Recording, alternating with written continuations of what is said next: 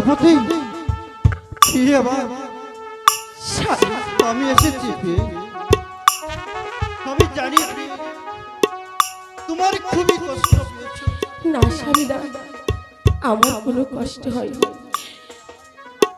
দুঃখে যাদের জীবন গড়া তাদের আবার দুঃখ কিসে?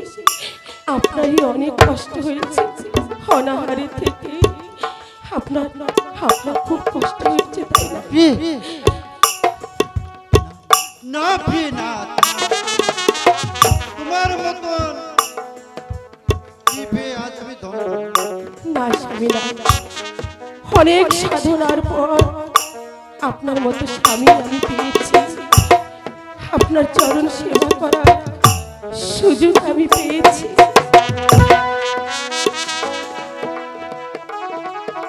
তোমার চরণ পুজব স্বামী,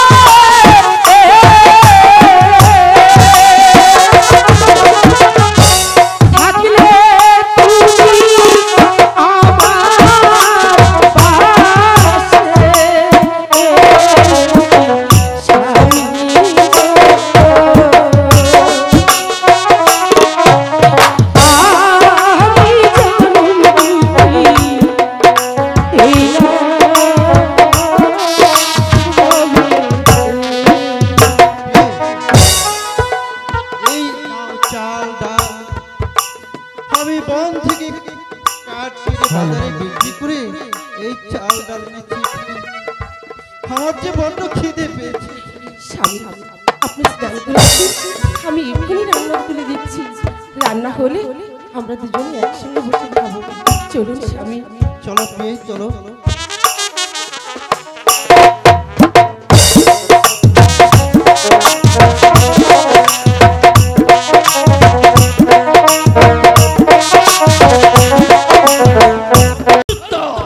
আজ্ঞে মহারাজ, কি কথাটা জানি বলছিলেন আমি খেয়াল করতে পারিনি। আপনি এদিকে দাঁড়ান।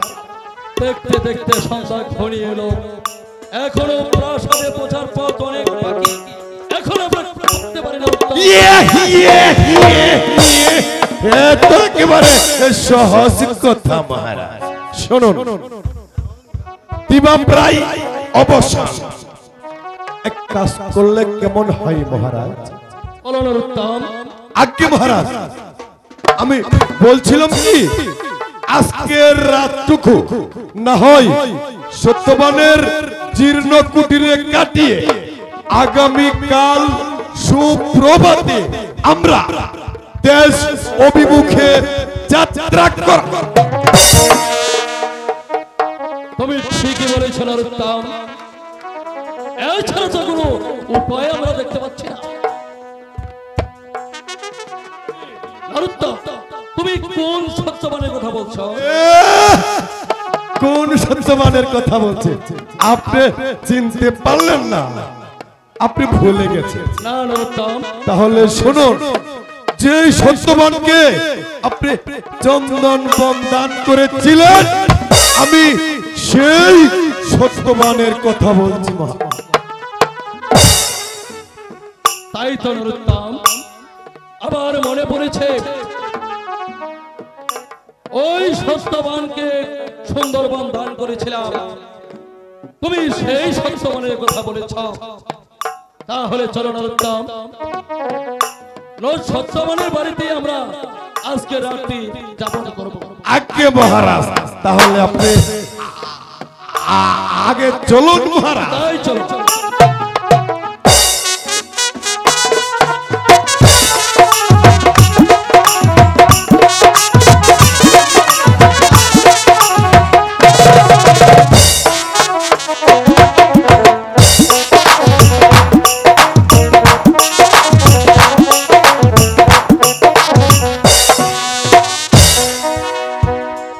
সত্যপতি, রান্না হয়েছে? হ্যাঁ স্বামী, আমার যে বড্ড খিদে পেয়েছে সত্যপতি। আমাকে কিছু খেতে দাও। অবশ্যই দেবো।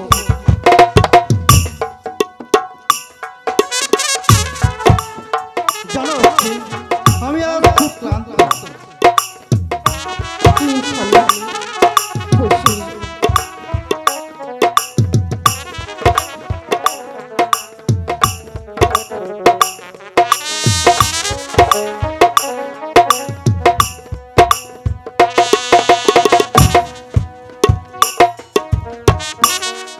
ন্যায় খাই।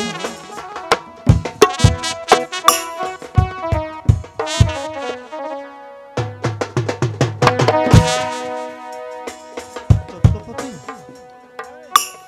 তুমি আমার এই ভাঙ্গা ঘরে চালের আলো হয়ে থাকতে।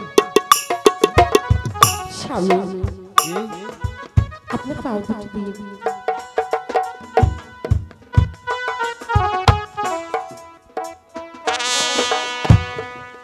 সবাই তো সুখী হতে চায়।